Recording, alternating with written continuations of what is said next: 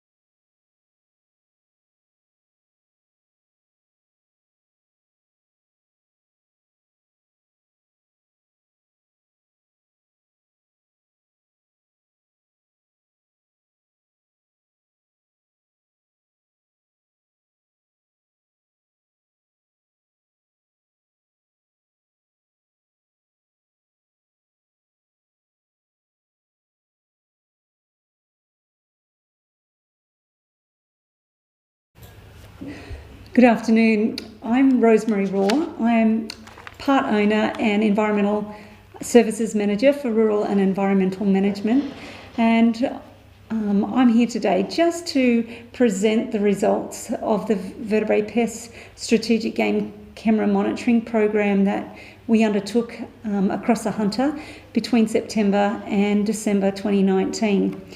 Before we start, I just thought I'd see that you're all safe, healthy and well at home amid this COVID-19 period, and I hope you're all enjoying your beautiful properties in this time of isolation and social distancing. So I'll start this presentation. Today I'll just run through the topics that I'll be covering just so you've got a bit of an idea of where this presentation's going. So first off, I'll provide an introduction. Secondly, I'll cover the areas that the program covered across the Hunter region. Then I'll provide just a methodology, how we undertook the program. I'll quickly run through positioning of cameras, and just in case this is something you might be interested in doing yourself at a later time. I'll then summarise the overall results, like region-wise, provide a bit of a discussion throughout the videos that I've presented or pulled together with a heap of stilled photos, and finally I'll zoom in then on the results for your local area, which is the Oswald, Harpers Hill, Greta, Branxton and Leaconfield areas. And finally, I'll just run through the recommendations that Rural and Environmental Management came up with just as a result of all of the results that we captured out in the field. So just an introduction. Hunter Local Land Services engaged Rural and Environmental Management to establish a strategic game monitoring program to monitor and identify the presence of pest animals as identified in this Hunter Regional Strategic Pest Animal Management Plan 2018 to 2023. In consultation with Hunter Local Land Services, locations containing parcels of private land between 2 and 20 hectares on the peri-urban interface across the Hunter region were chosen for the program based on the presence of threatened species, endangered ecological communities that align with national land care programs and Hunter catchment action programs.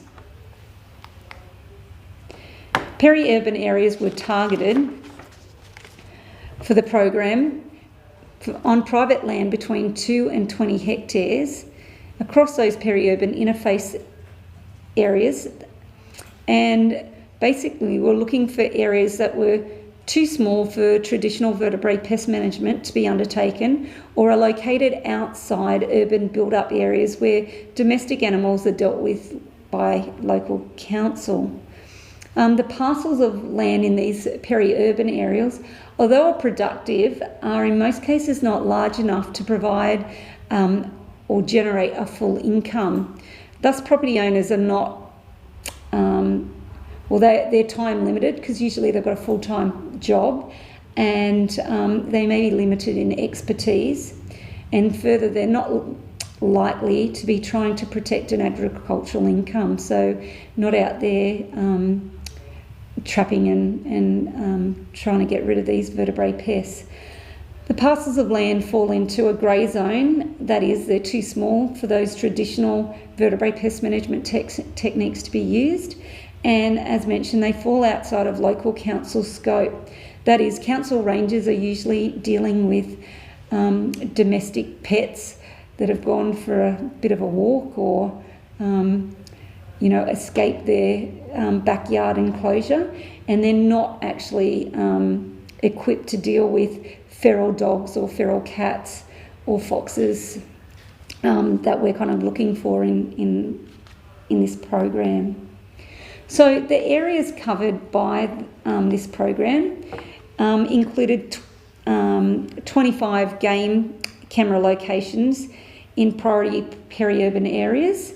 And as I mentioned, they are within 2 to 10 hectare area or the 10 to 20 hectare property holdings. The cameras were divided into 4 zones across the lower and mid-Hunter, consisting of the following areas, 1 being the Broke-Milbrodale area, 2 the East Gresford and Torryburn area, 3 the Greta, Oswald, Branxton, Harpers Hill and Leaconfield area, and 4 finally the Eagleton, Shortland and Maryland area. So this slide here just provides an overall picture of the areas that we covered. So you'll see that map. All the blue triangled areas are the areas where we undertook the program or we had properties participating. So it was as far north as East Gresford and Torryburn. It went down southeast to Shortland and Maryland on the urban outskirts of Newcastle. Went as far west as Broke and Milbrodale, and right in the centre there you'll see Branxton, Leaconfield, Greta, Oswald and Harpers Hill. So what I've done now is I've just zoomed in on those areas to get a bit of a better picture on where these cameras or the properties that participated. So in the Broke-Milbrodale area, you'll see that there's 6 properties there, and they were scattered across, that Broke-Milbrodale area. Kind of one being on the outskirts of the Broke residential area, and others out in the Milbrodale area.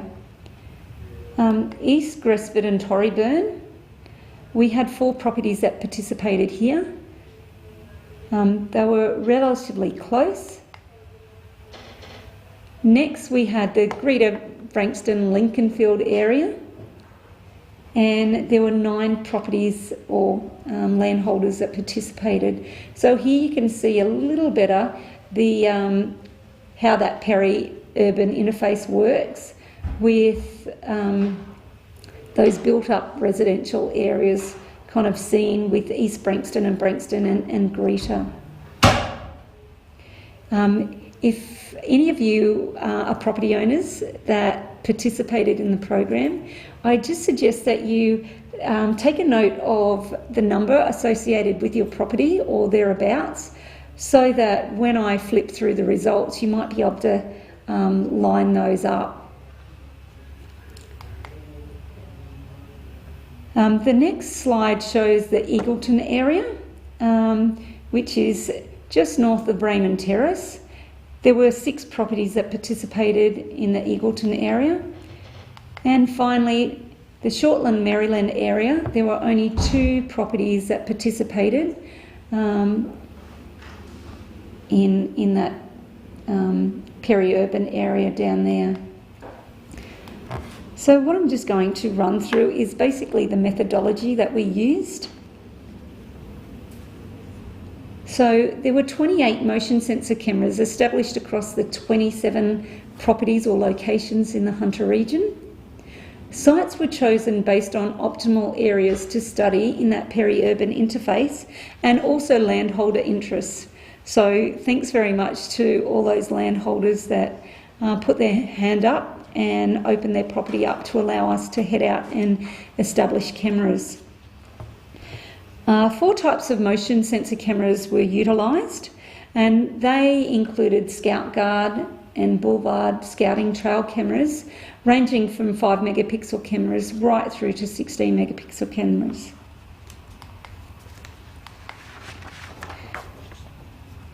Okay, so just to continue on with the methodology, when the cameras were established out on site, GPS locations were taken for reference when these cameras were established.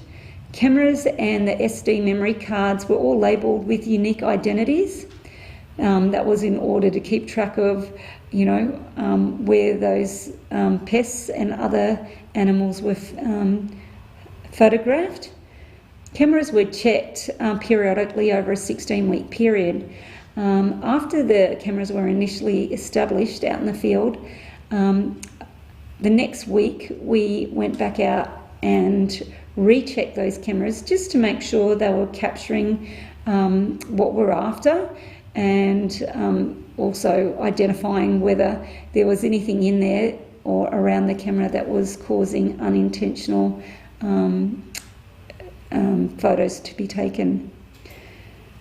Once we collected the SD cards and replaced them out in the field, we'd take them back to the office, download and screen everything that was taken, and basically we then categorised and recorded everything that was taken into different categories according to vertebrate pests, native animals, and the last category was other, and that was just for domestic animals and pets that decided to get their photos taken.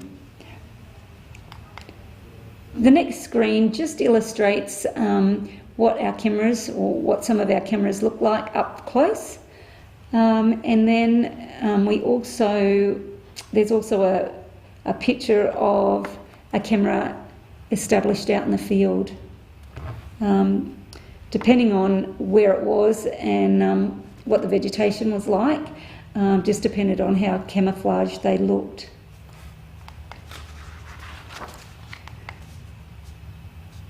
This next slide basically runs through how we went about positioning cameras in the field. So the following guidelines were used when establishing those cameras on participating properties.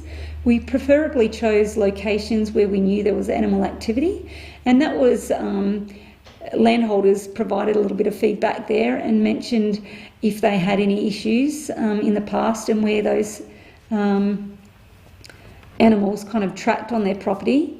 After we had a look around, we ideally located the cameras either at the end junction or facing the mid-animal tracks, so that when these vertebrate pests or other animals move through the property or the track, we could actually capture them on camera.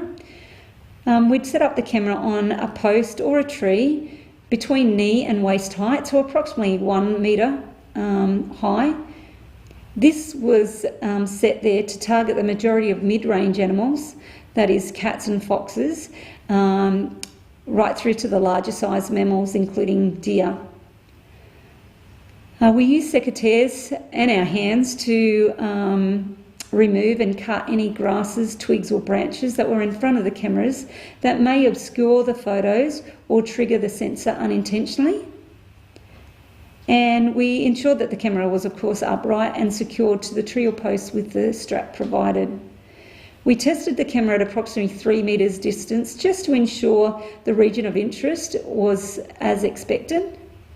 And we used a stick or something similar to prop or realign the camera if we found that it wasn't quite where we wanted it.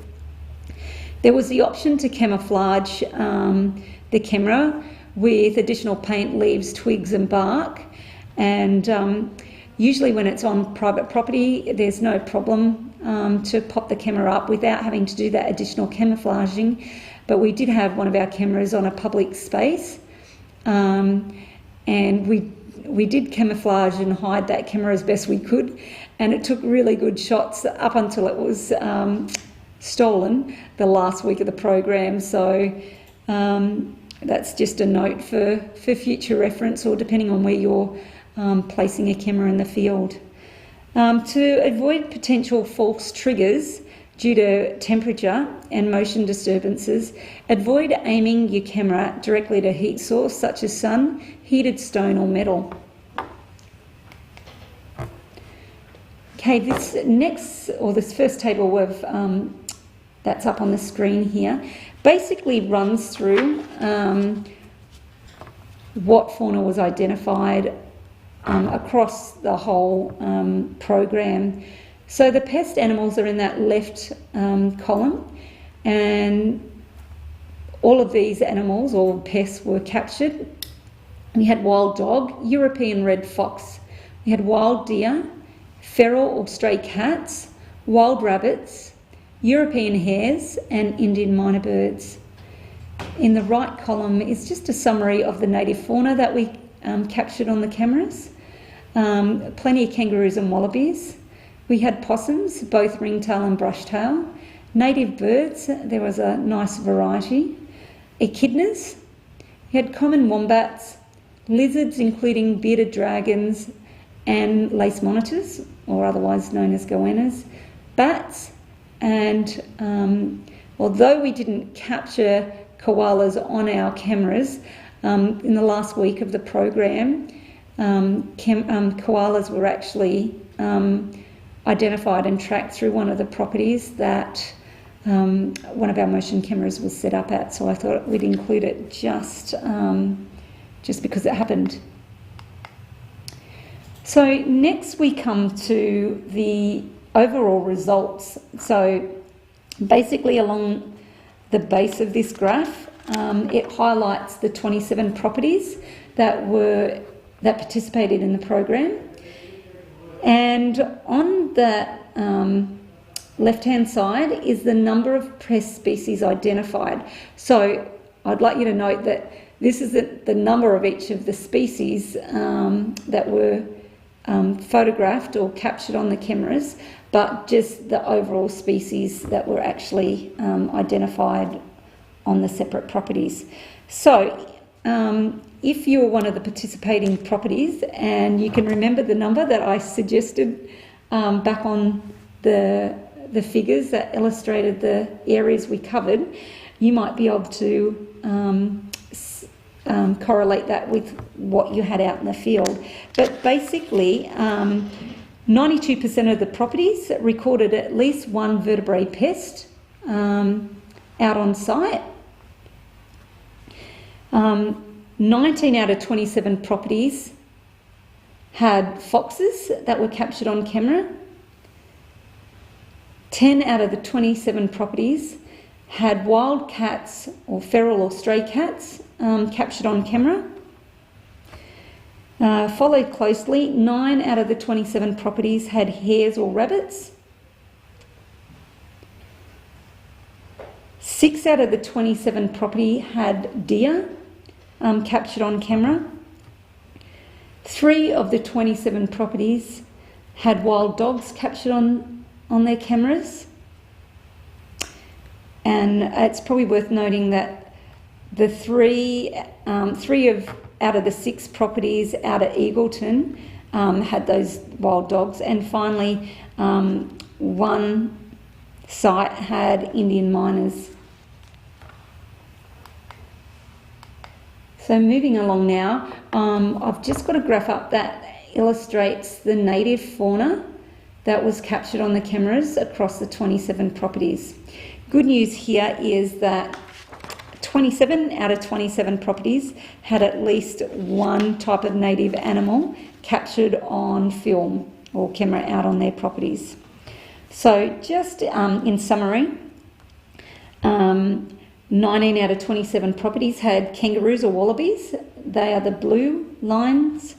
19 out of 27 properties had birds captured on camera, and it's worth noting that our cameras were not set up to do any kind of camera bird monitoring, but these guys obviously like their photo being taken.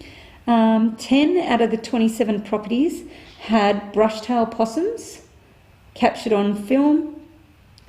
3 out of 27 properties had wombats. 3 out of the 27 properties had echidnas. 3 out of 27 properties had lace monitors or goannas on their property, and 3 out of 27 of the properties had ringtail possums as well. 1 out of the 27 properties had a bearded dragon captured on camera. 1 out of 27 had a bat or a microbat recorded on the camera.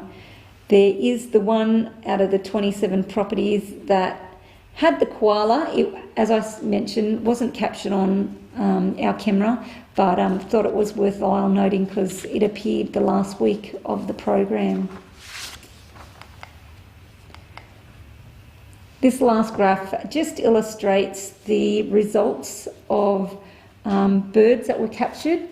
we broke those down on a graph just so people were aware that there was approximately 20 species, different bird species that were identified on the 27 properties. So one at Greta had the most species, 7 captured on one camera, followed closely by 6 out in the Eagleton area. Once again, cameras were not set up to capture any bird life, but of course they did. So now I'm just going to run a video which basically pulls together snapshots of vertebrate pests that were captured on cameras across the 27 properties. So you'll see that there's plenty of cats and foxes that'll appear in these photos. Large European hares, another fox. So 70% of properties that participated had European foxes captured on their camera. 37% of properties had feral or stray cats captured on camera. 33% of properties had wild rabbits or European hares captured on their cameras. Lots of cat activity. It's quite scary how many wild or stray cats are out there. Cute little fox. Another fox are really prevalent. And as mentioned, these are only snapshots of some of the photos. There's a fox looking at some chooks for dinner out in the Oswald area. Cats lurking about. And foxes. So wild deer were captured on 6 of the 6 cameras set up in the Eagleton area. I'll come up to that shortly. I think that photo that just went through, there was, I think, 3 cub foxes in that photo, and a mother, I think, had moved through just before that photo of the 3 smaller foxes. Plenty of hare and rabbit activity. Cat that obviously saw it being taken a photo. Cute little fox there. Unfortunately, it's got some prey there. Hopefully it's not a possum. I think that kangaroo accidentally ended up in there. Lots of cats. This is out in the Eagleton area, and they don't appear to be the well looked after house cat. So it's worthwhile noting that we did take out any of the photos where there were cats with collars. Mind you, it's worth noting that despite cat owners thinking that their cats don't do any damage out in the environment if they're let out for a wander, due to the fact that they're well fed, it's usually not the case. It's instinct for them to go out hunting, and they'll just kill just for their pure instinct. They mightn't be hungry, but they'll definitely pounce and kill native birds as well as smaller mammals. So here are all the deer out in the Eagleton area. A dog, wild dog, on their footsteps, I'd say, on their heels. Lots and lots of wild deer.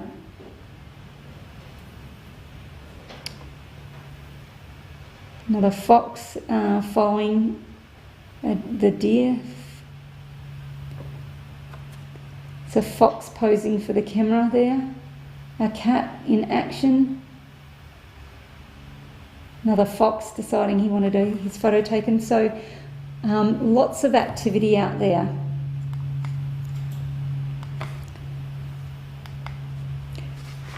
So I'll just run through. Most of this I covered just when we were going through that video.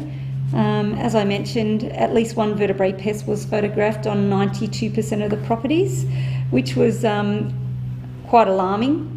European foxes were the dominant, of course, followed by cats, stray cats and feral cats, wild rabbits, deer, wild dogs and Indian miners.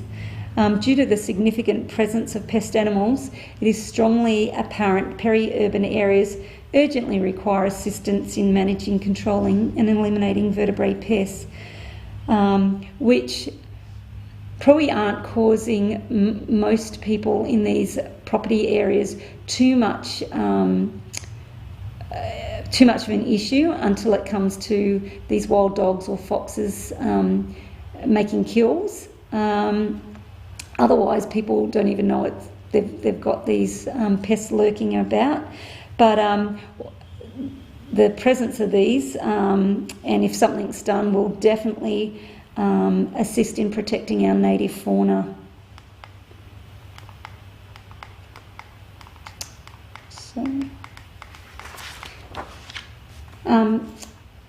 the next slide basically runs through the pest results for your local area.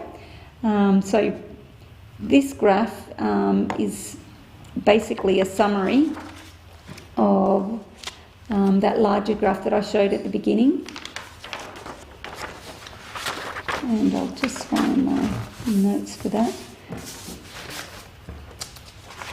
So basically, foxes were the most prevalent.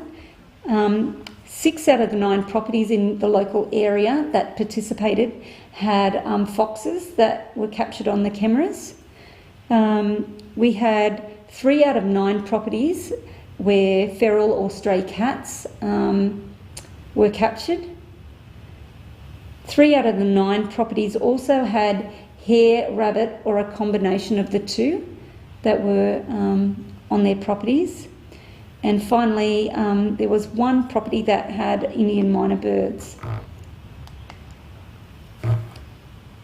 This next graph illustrates the native fauna that was captured on the cameras in the local area. And as you can see, every single property had at least one native animal captured. So 6 out of the 9 properties had kangaroos. So kangaroos or wallabies, that is. So you'll see that lighter blue colouring on the map. 6 out of 9 had native birds captured. 3 out of 9 properties had brush-tailed possums. And 1 out of the 9 properties had an echidna. So this next slide basically summarises the native bird results for the local area. And as you can see, one of the properties at Greta had 7 different bird species captured on camera. And I'll just mention once again, the cameras were definitely not set up to monitor the birds. These guys just obviously wanted their photos taken. So what I'll just do now is run through the pest animals that were actually captured on the properties in the local Greta, Leaconfield, Oswald, Branxton area. So plenty of foxes,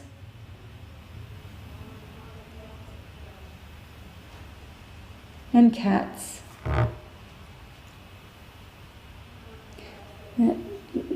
That fox was definitely after a chicken for dinner.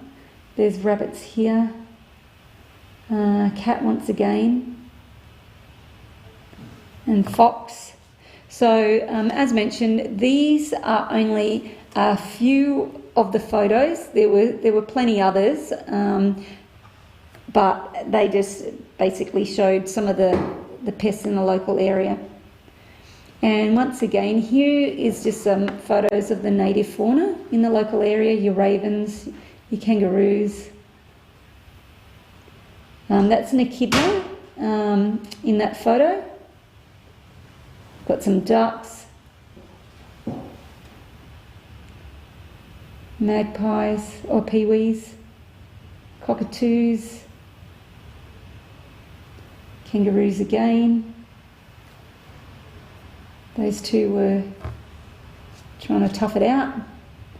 Some of their birds in the evening were a bit difficult to identify, but there was a good variety there. Spoonbills, wallabies,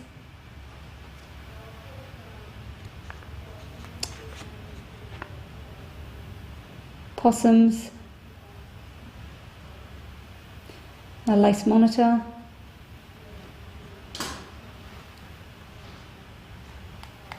so they're just a snapshot. So this slide just runs through the recommendations we came up with as a result of like the high number of vertebrate pests that were identified on these properties. We recommended that community education programs be undertaken to assist peri-urban owners to manage, control and eliminate vertebrate pests on their properties. The programs we recommend to include background information on vertebrate pests, but also training and advice in methods and procedures to control, manage and eliminate pests.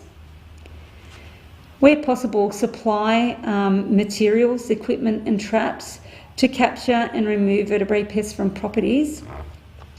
And in particular situations, for instance with feral or stray cats, because lots of different councils have different policies or guidelines on how to remove these cats, we've just suggested to Hunter Local Land Services to collaborate with local councils across the wider Hunter region and provide a streamlined process for the capture and removal of these unwanted pests. So hopefully there'll be a nice streamlined process or a system where you'll know that it's okay to trap and take the cat to the local pound or to the local vet or the local RSPCA to assist in managing those feral cats or wild cats. And in extreme cases, for example, the wild dogs out and the wild deer out in the Eagleton area, we've recommended that a collaborative approach or program be established with Hunter Local Land Services, the local council, state forests, larger landholders such as Hunter Water out in that area, and also peri-urban property owners is recommended. If these programs aren't undertaken on a landscape or a larger area a scale, they don't work, or you remove some of these pest animals but more will just move in and continue to cause issues. So hopefully as a result of this, just even this community program, I think is basically ticking off all of these items. I am pretty much close to the end of my presentation, but I'm suggesting that if you have any questions that you'd like answered in relationship to the results of this program, start typing away, because we're going to move now to questions and answers. And if no one has any questions, there'll be probably about a 2-minute break, just so we can prepare and get organised for our next speaker, which is Kyra O'Brien from Hunter Local Land Services, just providing some background from HLLS.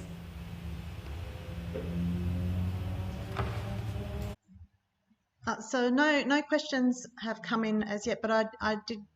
There are a couple of comments from Lyndall. Her comment was a nice cross section of fauna that was captured across the 27 sites, and also Lyndall said that the fox looked like it had a rabbit in its mouth, not a native animal.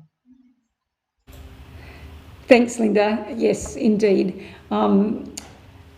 I'm hoping that it was definitely a rabbit and not a native animal from out that way. So, yes, I think that was out towards Gresford, Torreyburn And yes, there were plenty of rabbits out that way, so I'm hoping it's keeping the rabbit or European hare population down. Thanks very much. Please keep safe, healthy and well in this COVID-19 situation, and enjoy those beautiful properties out in those peri-urban areas. I will now sign off, and Kyra will be with you soon.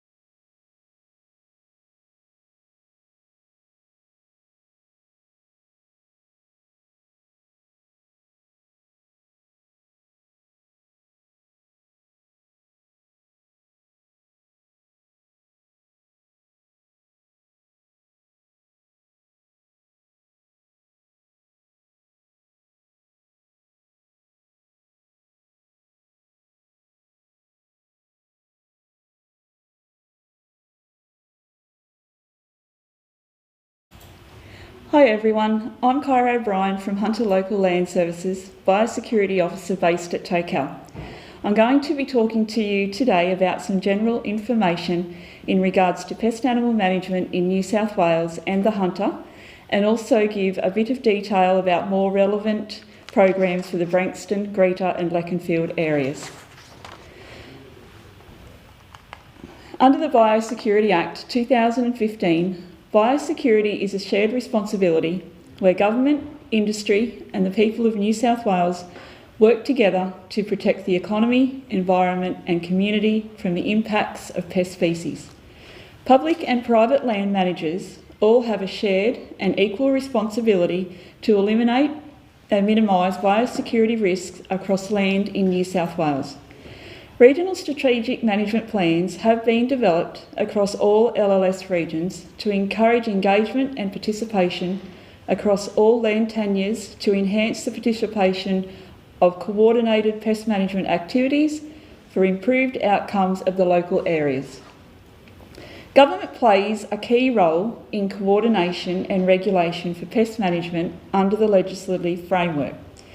In the pest animal space, New South Wales DPI have a lead role in managing terrestrial and freshwater aquatic pest incursions. Local Land Services supports delivery of pest animal management activities and also play a regulatory role. A key aspect of the New South Wales Biosecurity Act is a general biosecurity duty. Any person who deals with biosecurity matter or a carrier and who knows or ought reasonably to know the biosecurity risk posed or likely to be posed by the biosecurity matter, carrier or dealing, has a biosecurity duty to ensure that, so as far as reasonably practicable, the biosecurity risk is prevented, eliminated or minimised. So, what does this mean? Any person who owns, occupies land or undertakes a business which interacts with any plant, animals or soil should know the impact of working in that space and that all reasonable actions to prevent, eliminate or minimise the impact. When talking about pest animals, this means you have a duty to control pest animals so the risk they pose is prevented, eliminated or minimised. Under the New South Wales Biosecurity Act 2015, pest animals are not defined by species. That is, pest animals can be considered as any species that present a biosecurity threat. The Biosecurity Regulation 2017 outlines any mandatory measures for pest animal management in New South Wales. An example, for instance, is that no person is allowed to keep, move or release a feral pig, wild rabbit, feral deer or European red fox. General control and management of pest animals are outlined in regional pest plans, like the Hunter one pictured here. Following recommendations outlined in these plans could be considered mechanisms for individuals to discharge their general biosecurity duty, and landholders and community members should work with stakeholders identified for ongoing implementation of pest animal management. So some of the control methods that we use, the first one being 1080. So poison baiting, sodium fluoracetate 1080, is used to poison pests in Australia. In New South Wales, 1080 is registered for use to control wild dogs, foxes, rabbits and feral pigs. The usage of 1080 is controlled in New South Wales by a pesticide control order, which sets out all the fine details of its usage. The next few slides I'll be taking you through talk about control options for some animals. It is important to note that we are talking about a poison, and it can have very negative effects if not used correctly. Before using 1080, a person must undertake training to know how to use it correctly, and LLS staff undertake a risk assessment and put in place measures to reduce the risk of off-target poisoning. Things LLS staff must take into account are distance to neighbours' properties and dwellings, distance to towns and built-up areas, the nature of the surrounding area, that is, are we looking at a very rural landscape or are we looking at a very peri-urban landscape with lots of small land holdings? After considering these aspects, the LLS staff, with the landholder, undertake a risk assessment to determine the ability to use or not to use 1080. In my role, I receive a lot of comments of birds and goannas being killed by wild dogs and fox baiting. I believe a lot of this is misinformation, as studies undertaken show the amount of baits required to harm these types of animals is higher than they should be able to have access to or even be able to fit in their stomach. So you can see there the table of 1080 usage. A lot of people get worried about goannas. As you can see there, it takes 93 fox baits to kill a goanna. And we would not give anybody 93 fox baits for their property. So, you know, it is very safe when used correctly.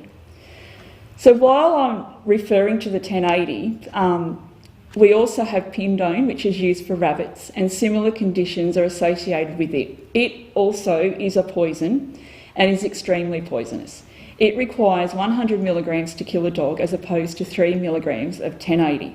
But the time to death may take up to 21 days and not be obvious until it's too late. The second form that we use after baiting is trapping. So trapping is very labour intensive, and you really need to know what you're doing to set foothold traps correctly to ensure trap shyness does not occur. Trapping using cage traps for some area is the only option. There are some tips and tricks which can be used to lure the animal into the cage. It is successful if used correctly. So shooting is also an option. However, shooting, as you could imagine, there's a lot of restrictions around shooting. Obviously, you need to be licensed with the appropriate licences and have the appropriate accreditation. With storage and transportation of firearms and ammunition, you must comply with the relevant information. You must ensure that the firearm being used is the right calibre to be able to complete the job. Shooting must also be conducted in a way that the animal is destroyed humanely. And there are legalities, you know, with shooting in built-up areas, and obviously this is something you need to discuss with your local police.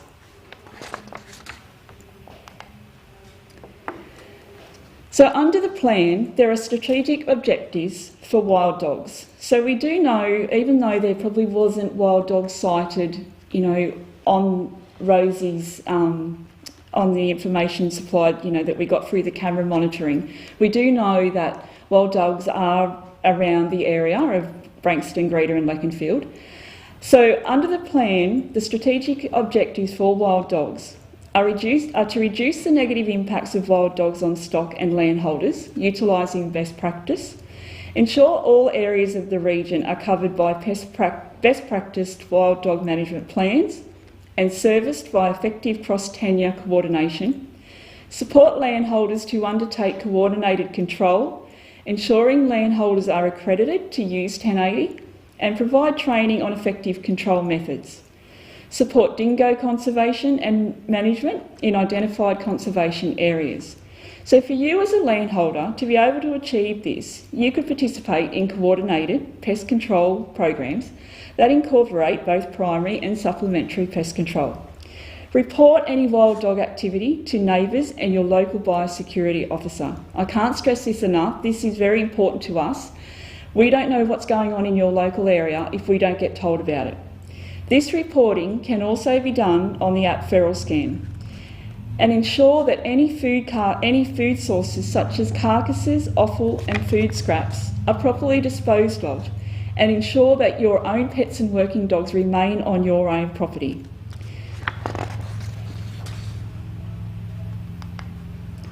Under the plan, it's pretty much the same for foxes. So once again, reduce the negative impact of foxes on stock, support landholders to undertake their coordinated control, and develop and research long-term programs to reduce fox numbers below critical thresholds to reduce impacts on biodiversity and threatened species. In the interim, effective cross-tenure control will focus on saving our species programs, priority sites and actions and peri-urban areas.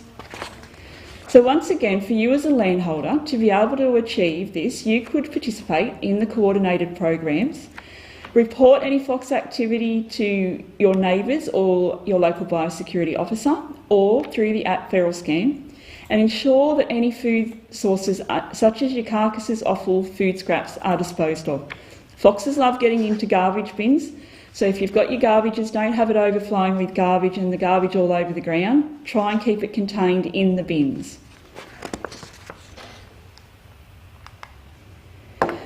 So the map that's up on the screen now is a breakup of the wild dog management areas across the whole of the Hunter region.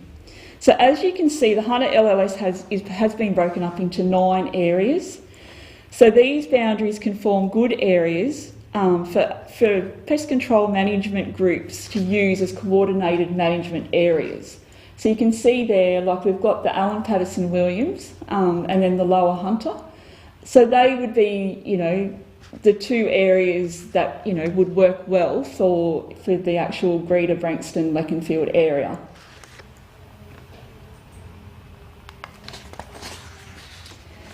So now we're just going to talk a little bit more on the control. So the control for foxes and wild dogs is pretty much the same.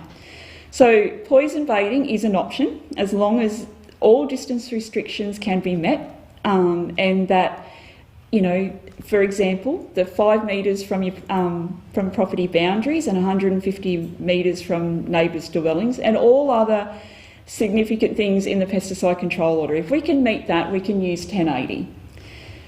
The next form is trapping. So trapping is using soft-jawed traps. These are designed to hold the animal in place, but not to provide any long-term injuries, and the off-target animals can be released if caught.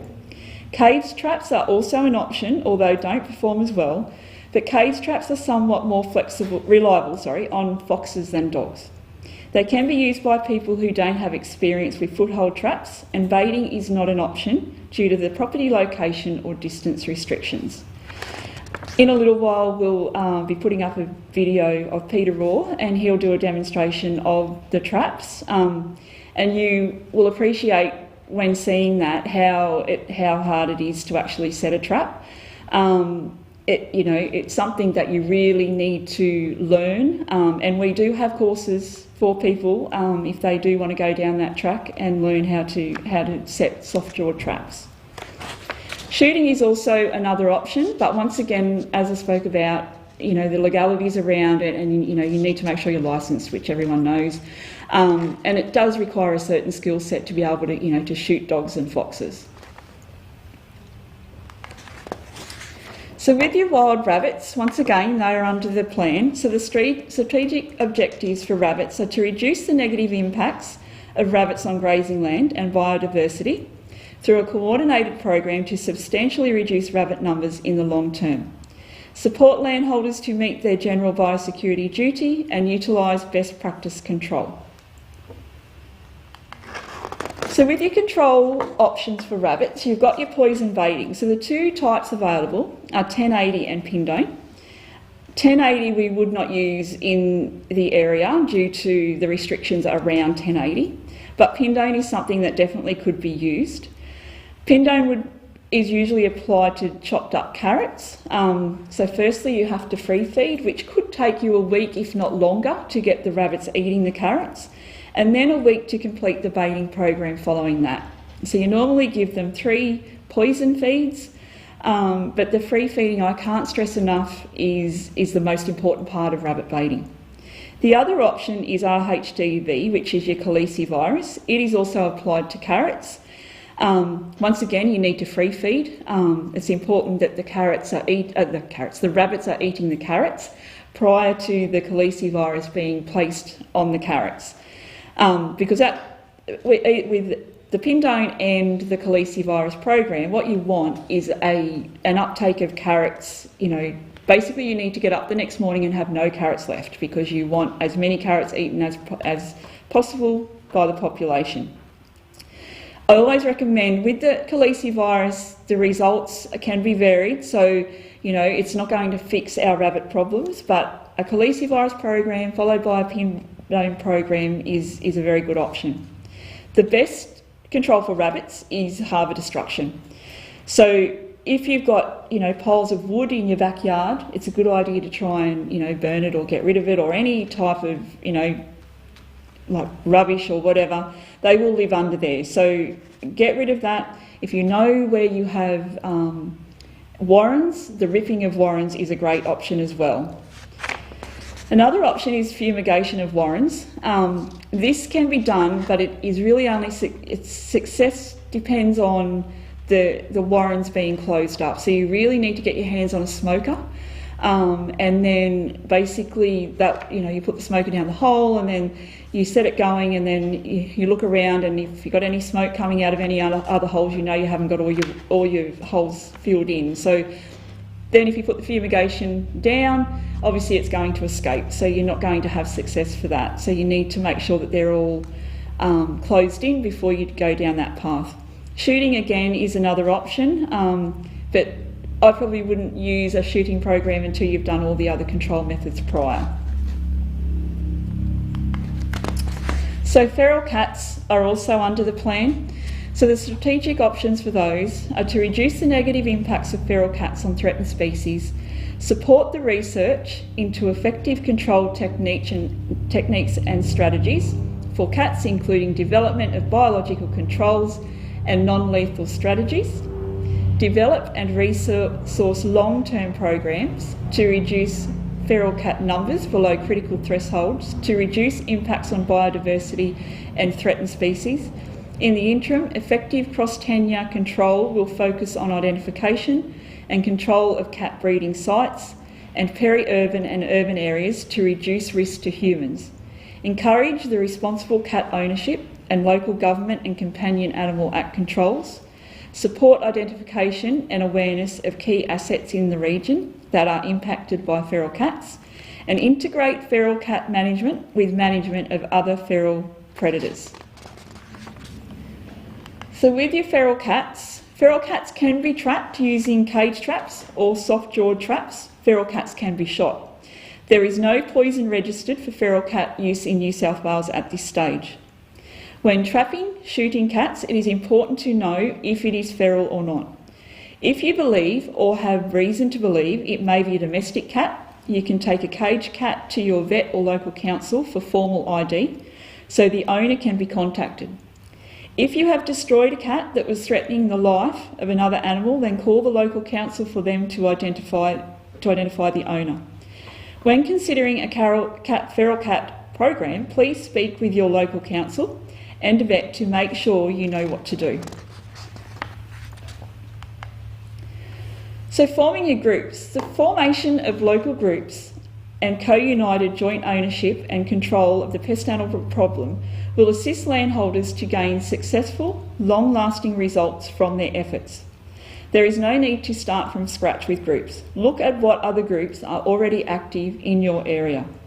Pest species can be very mobile or so widely spread that the only way to actually target the pest and reduce its abundance is to control them across as much of a landscape as possible for as long as possible. Groups help to keep landholders active in managing their pest animals. Locals are getting locals involved instead of government staff trying to push for control. Groups help to streamline process, lots of people receiving the same information all together versus individual. Group leaders act as drivers in the community and help facilitate local land service staff. Groups working together also can reduce distance restrictions.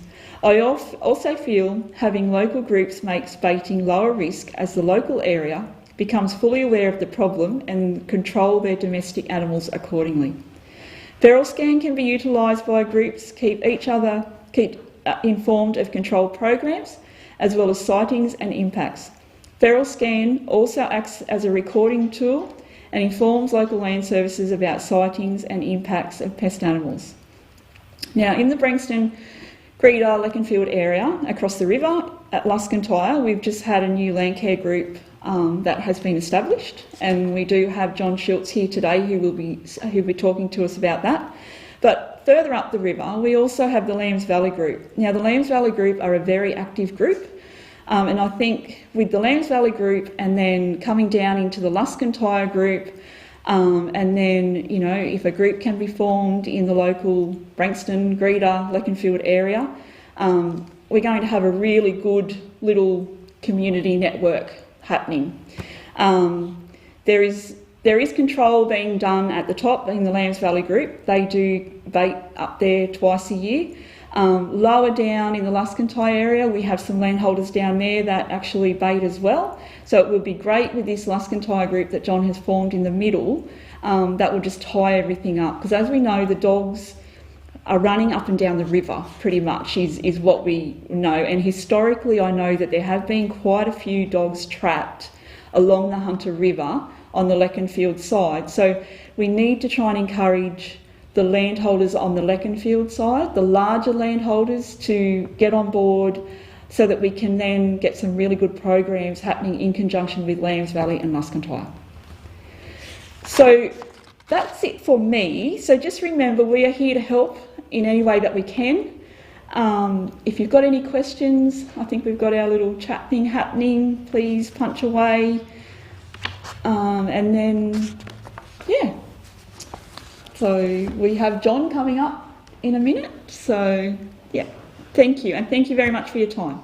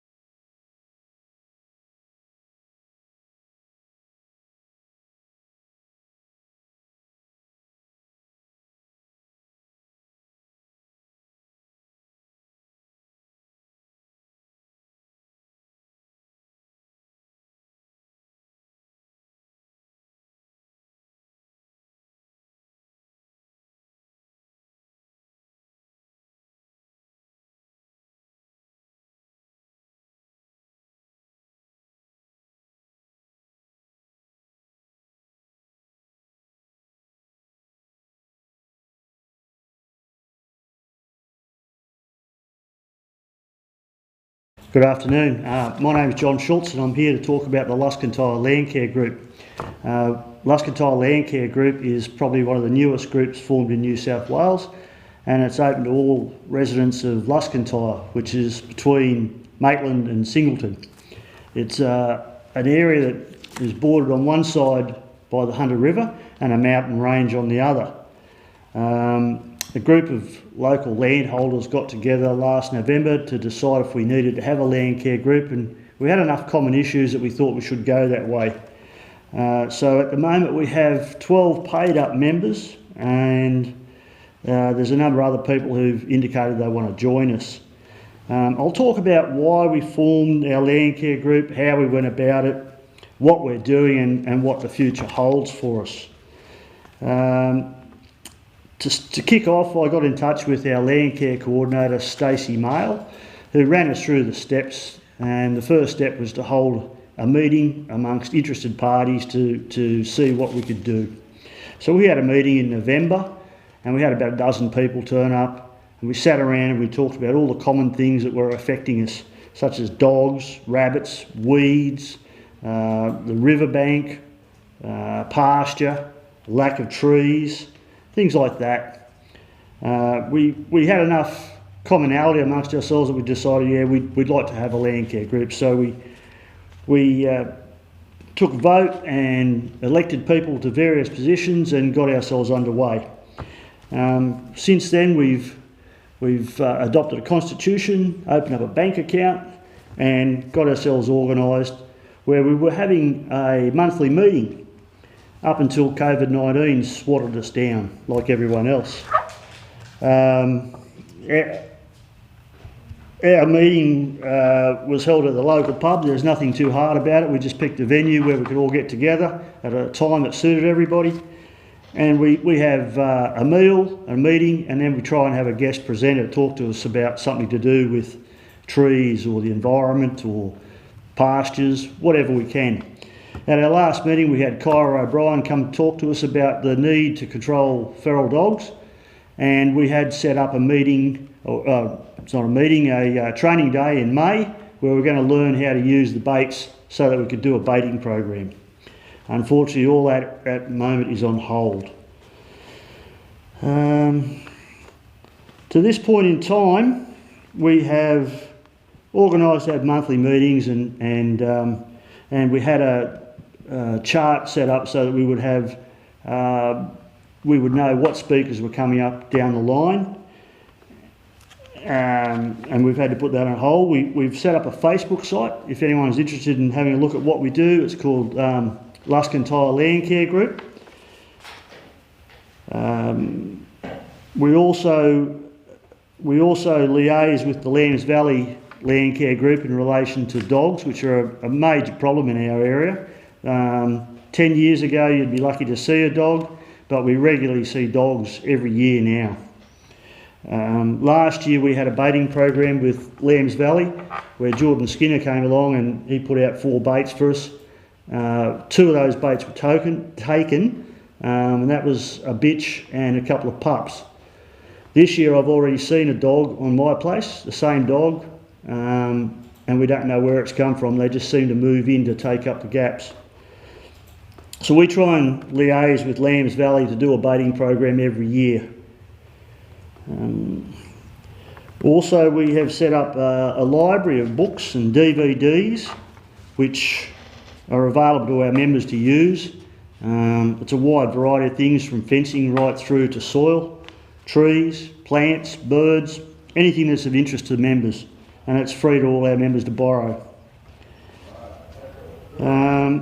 Also in the pipeline we have a program where volunteers will be coming from Sydney to plant trees.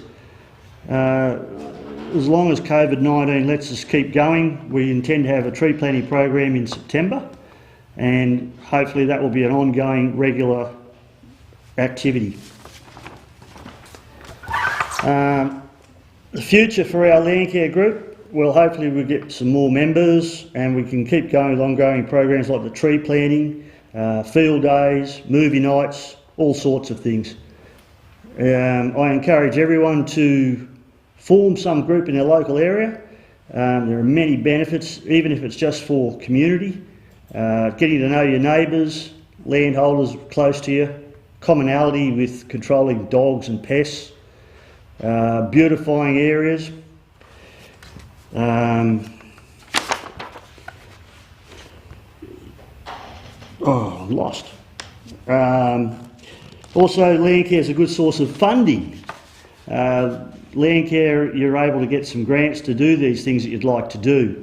And already we've been lucky to have some sort of funding given to us.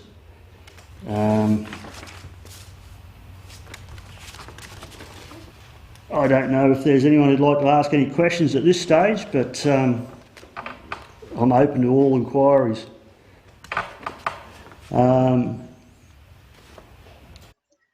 No questions have come in just yet.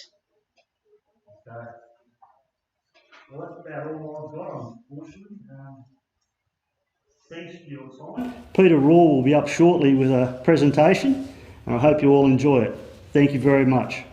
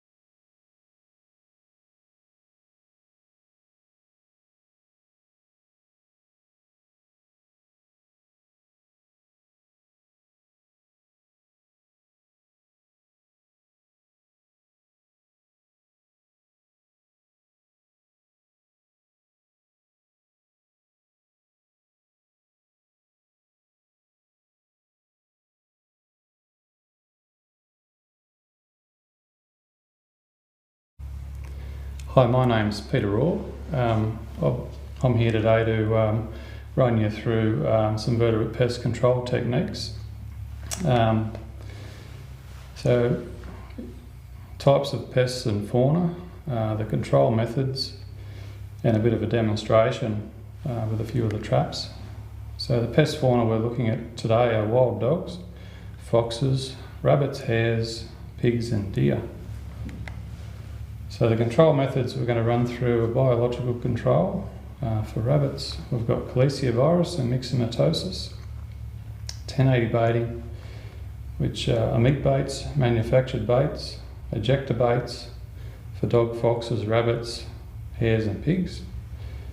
We'll also run through cage trapping for pigs, foxes, dogs and cats, soft jaw trapping for dogs, foxes, cats, rabbits and hares, shooting pretty much all those animals, deer, dogs, foxes, rabbits, hares and pigs, and also mechanical control, which is ripping warrens. So the biological control, Calliciovirus for rabbit. Calliciovirus disease is a viral disease which affects only European rabbits, and myxomatosis is a viral disease that affects rabbit population depending on weather conditions. It's carried by mosquitoes, so in those conditions, yeah, it should be effective. With the 1080 baiting, wild dog and foxes, so we've got notification 3 to 10 days before program commences, by letter, email, phone call or public notice. Site selection for dog would be dog sightings, tracks and trails in accordance with the pest control order. Establish bait sites, check and re-establish bait sites weekly. Collection of untaken baits is pretty important to see you don't get any off-target kills. GPS location of all sites, so you can just demonstrate on where you've placed the baits, and it's good for recording the number of baits taken and what the baits were taken by. This can be determined by trail cameras, also just the way the bait site has been disturbed. So if it's torn right apart, it's more than likely a dog. and if it's just a little hole in the side of the bait side, it's more or less a fox that's taken the bait. 1080 baiting wild dogs and foxes, so it's you need to be qualified to put out the baits, collect the baits from local land services. You need a chem cert or your PIN-DONE 1080 course. So follow the PCO, limit of 10 baits per kilometre of trail, or a maximum of 20 baits per 100 hectares.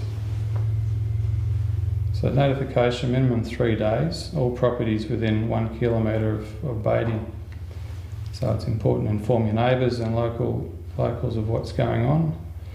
The distance from houses and habitats, so we've got 5 metres from boundaries, 50 metres from habitats property owners, otherwise 150 metres from others, 10 metres from domestic water supply. So here are some photographs of some meat baits that have been injected by local land services. The middle slide is some manufactured baits. It's already the 1080 inside. And the last is a ejector bait, which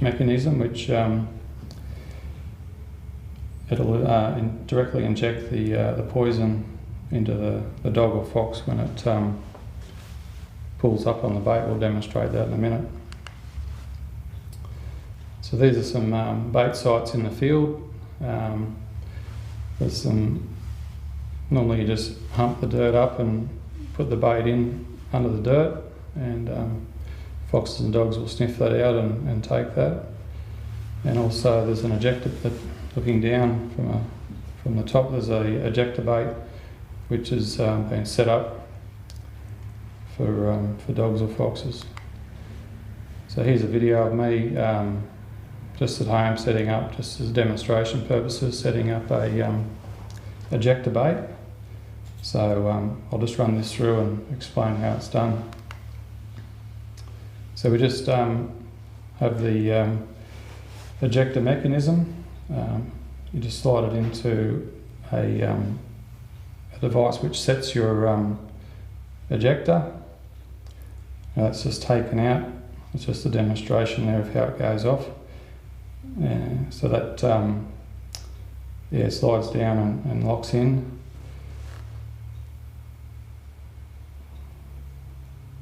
Once we have that in place, we hammer this pin into the ground, which the ejector sits inside. So depending on how hard the ground is, it's normally not too bad to get in, but you don't want it coming out when a dog or a fox pulls up.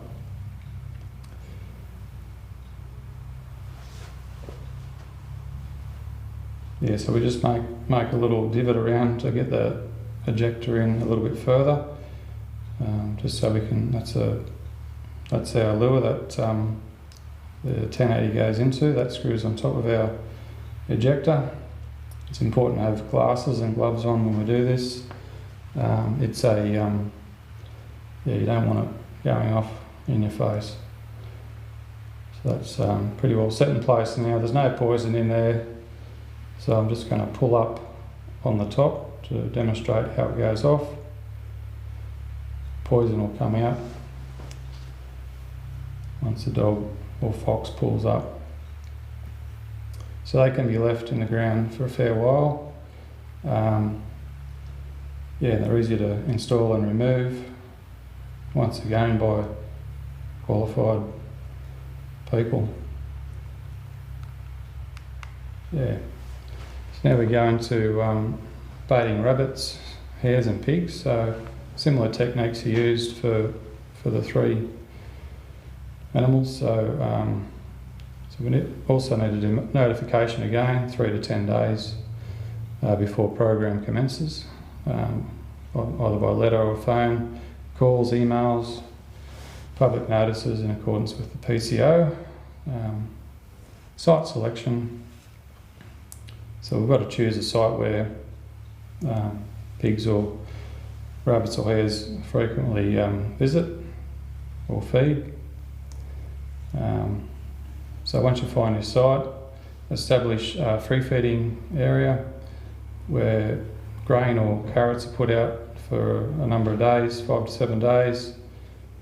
So you calculate each day how much food the animal's been eating, or the animals, and then you work out once they've sort of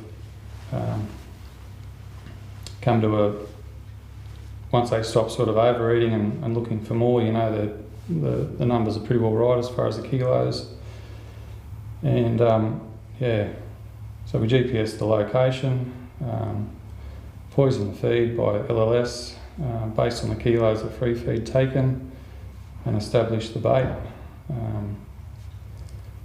After the pigs have eaten or the rabbits have eaten the bait, we collect the poison animals, uneaten poison bait, and dispose of, so we bury that or take it to a waste depot, document number of animals poisoned, kilos poison eaten, and collect it. So we get so now there's just a few photos there of putting out some grain for pigs. So the first photo shows the grain being put out. We actually put a bit of molasses on top just to try and attract them in. The second photo shows the bait site completely taken, and so that was re-established for about 5 or 6 days. And then the last photo shows the poison put out, and yeah, we got a pretty good result from that program. So cage trapping, I bought a cage trap in to demonstrate. This is a cage trap for a fox or a cat.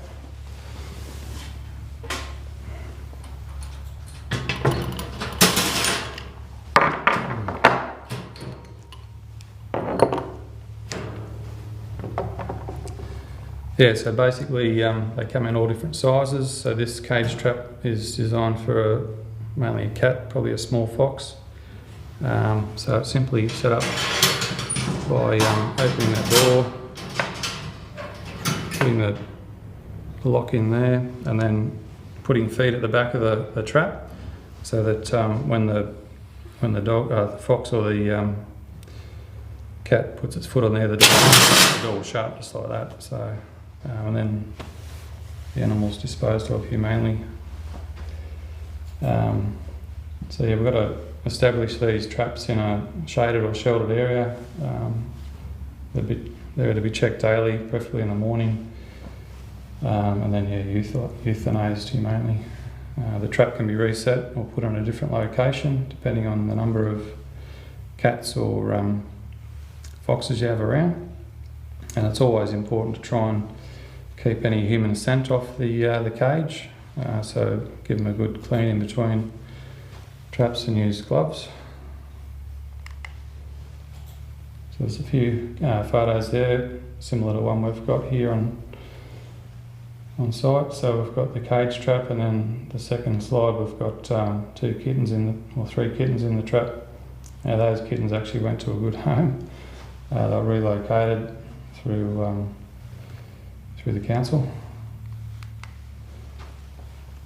So cage trapping, targeting pigs. So again, site selection. We need to make sure we're picking a site where the animals frequently visit, similar to the baiting, 1080 baiting. So set up the trap. We actually free feed in the trap for a few days, and we have like cameras on those traps so we know how many pigs are coming and going. And when we think we've got all the number of pigs going in and out of the trap's set, so it'll go off when the pigs go in.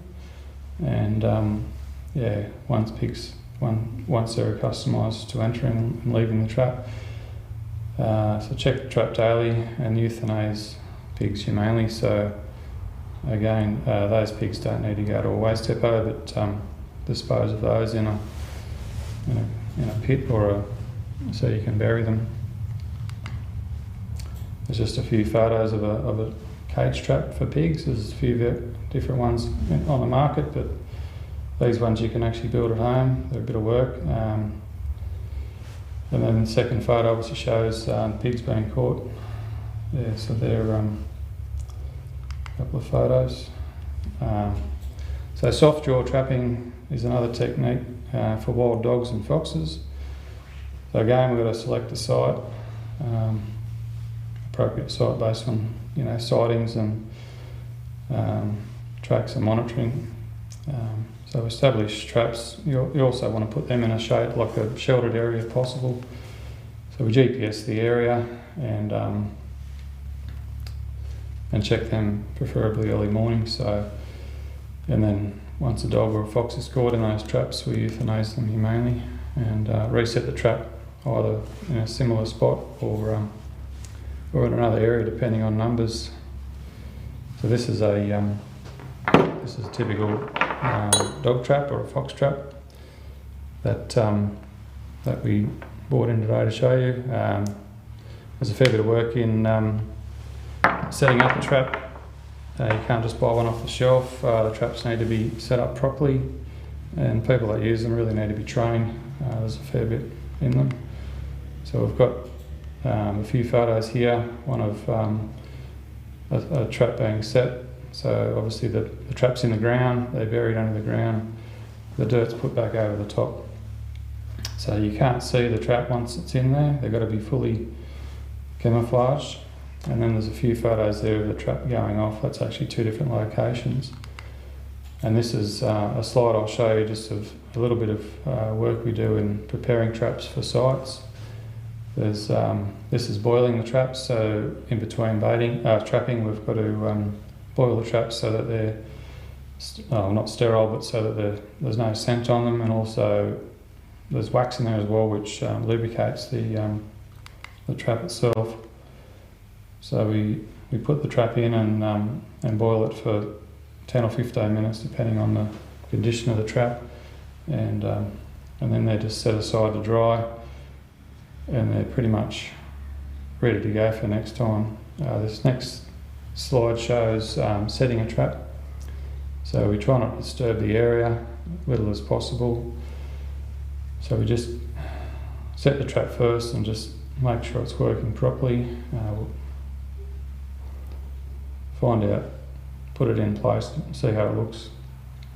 And again, this is not where I'd set a trap, but it's just for demonstration purposes.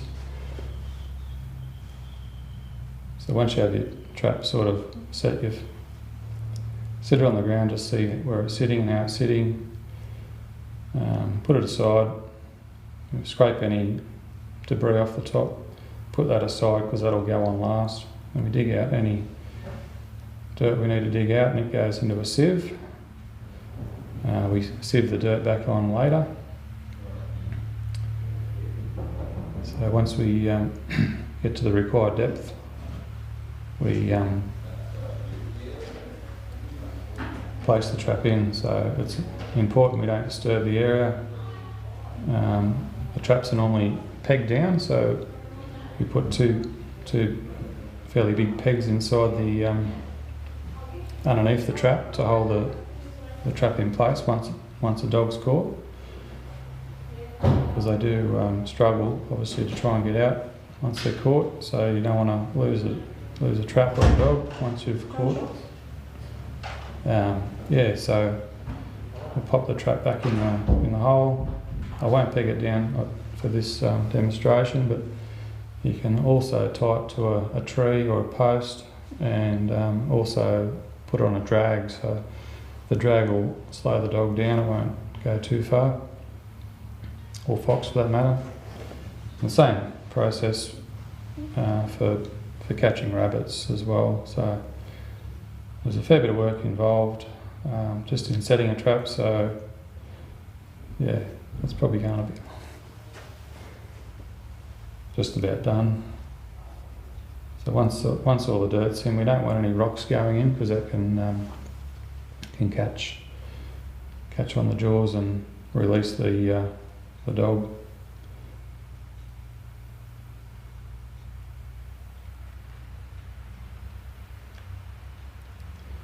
Yeah, so we just level it off, keep it sort of normal level, like on ground level.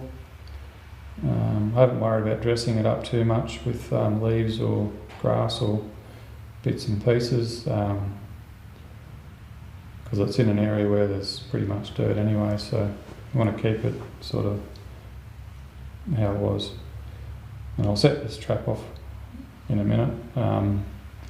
I've got a pressure gauge that we use to set the trap, to check whether the trap will go off, and normally it's around about 2 pound of pressure on that gauge, which is about the pressure of a dog or a fox.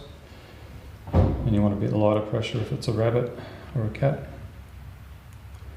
So that's about it for the dog.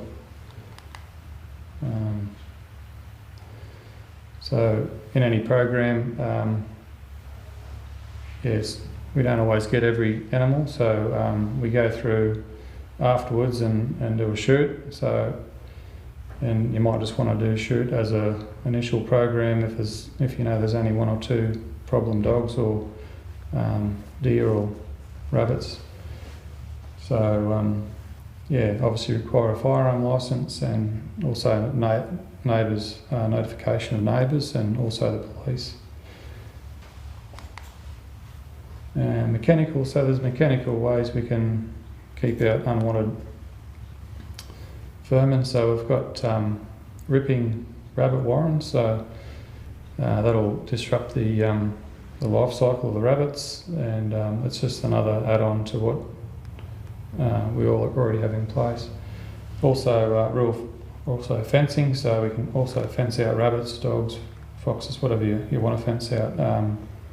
Can be quite expensive, just depends on the amount of area you've got to cover, and also how valuable your livestock are. That's about it for today. I hope you found it interesting, and thanks very much. Hi, it's Rosemary Raw. Just back following Peter's presentation. Peter's out working today, so I just thought I'd step in and answer any questions that may have come up as a result of Peter presenting on control techniques that can be used. Don't believe that there's any questions that have come in yet, but I just thought I might answer a few of the commonly questions that we answer when we're out doing trapping or baiting for some of our clients. With the soft jaw trapping for wild dogs, cats, etc., we commonly get asked what happens if, because they're buried, my foot gets caught in it, or a person's or a worker's foot gets trapped, caught in one of the soft jaw traps. The answer to this question is usually your work bit that you have on will basically prevent the trap causing any bad injury, and the way that the trap would go off on a smaller dog or fox's foot will be quite different to how it reacts. You'd probably get more of a shock from the trap than anything, and you'd be able to release your foot without any major concern. If your domestic dog or pet get caught in the trap, would it break their leg or break their foot? The answer to the question is no. The trap actually doesn't or shouldn't break any bones. Your pet would have a very sore foot for a couple of days a week, but after that, we'd release the pet's foot, and they might have a little limp for a few days or a week, as I said, but would be back to full health and function after that soft tissue injury healed. So same goes for if any native potentially got caught in the trap.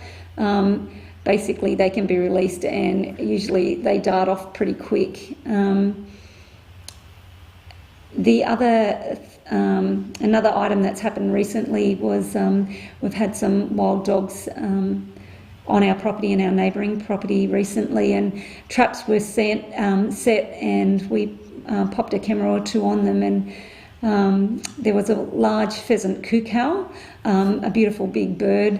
It was actually walking on and around the trap and it didn't go off at all. So it definitely needs at least 2 pound of pressure to actually set that soft jaw trap off.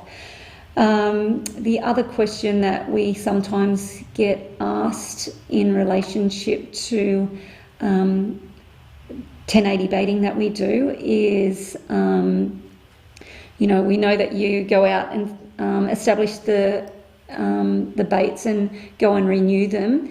The question we usually get asked is, if something's eaten that and dies, what are the chances of our pet dog heading out and finding the kill and eating it?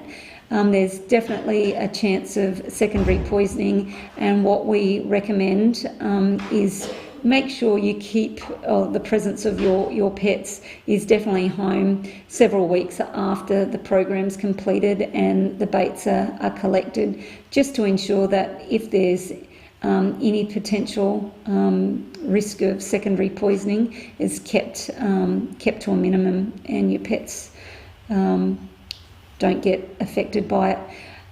If you find that your pet dog or pet animal is showing symptoms, take them immediately to your vet. But if you keep your pets at home on your own property, there is nil risk of a secondary poisoning occurring. I'll just double check to see whether any other questions have come in while I've been chatting away. And Eva's just checking that now. If there...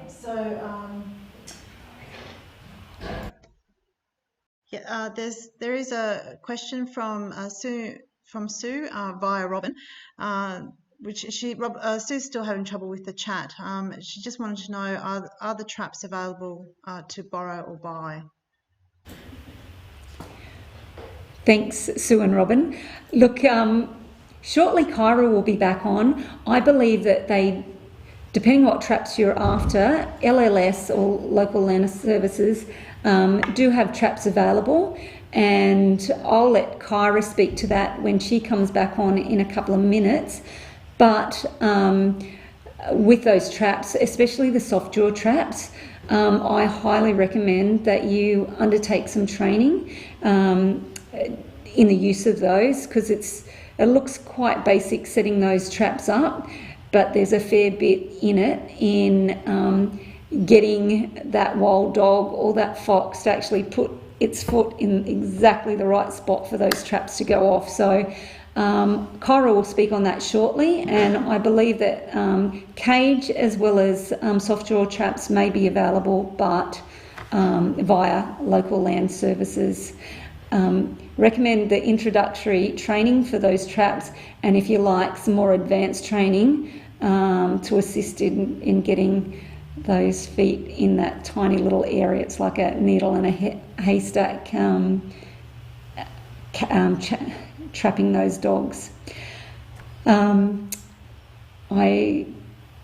don't think there'll be any other questions for me, but John Schultz will be back on shortly to answer 1 or 2 questions that came up after he finished up, and Kyra will follow him. But before I go, I'd just like to say healthy, safe and well in this COVID-19 situation. Enjoy isolating on your beautiful properties out in those peri-urban areas, and keep that social distancing so we can get over this COVID-19 thing quicker. I'll finish off there. Thanks once again to everyone allowing Danica and I to come out and set up cameras on your property. It was lovely meeting you all, and for those people who said we'd catch up for drinks later, you're still on for that. Take care.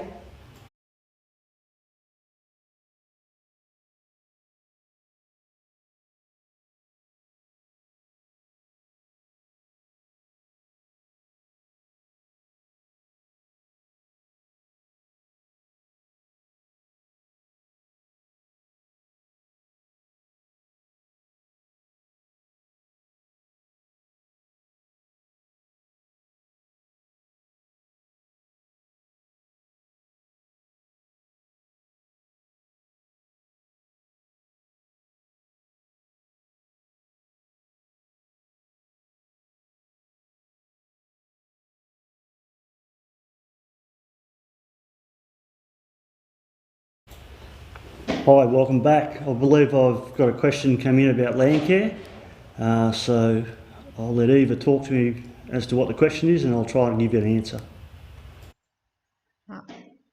Just a question from Robin. Are the members of the Luscantile Land Care commercial farmers, hobby farmers, or some of both? I feel a real divide between these groups in our area.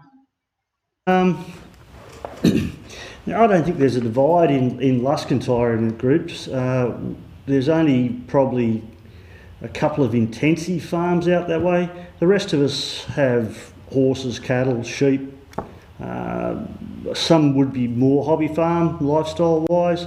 There are some of us though who try and do the right thing and make a living from our cattle. But there's definitely no tension amongst us that I know of, and everyone's welcome to come and join or visit our places and see what we do. So hopefully we'll see you all after COVID-19.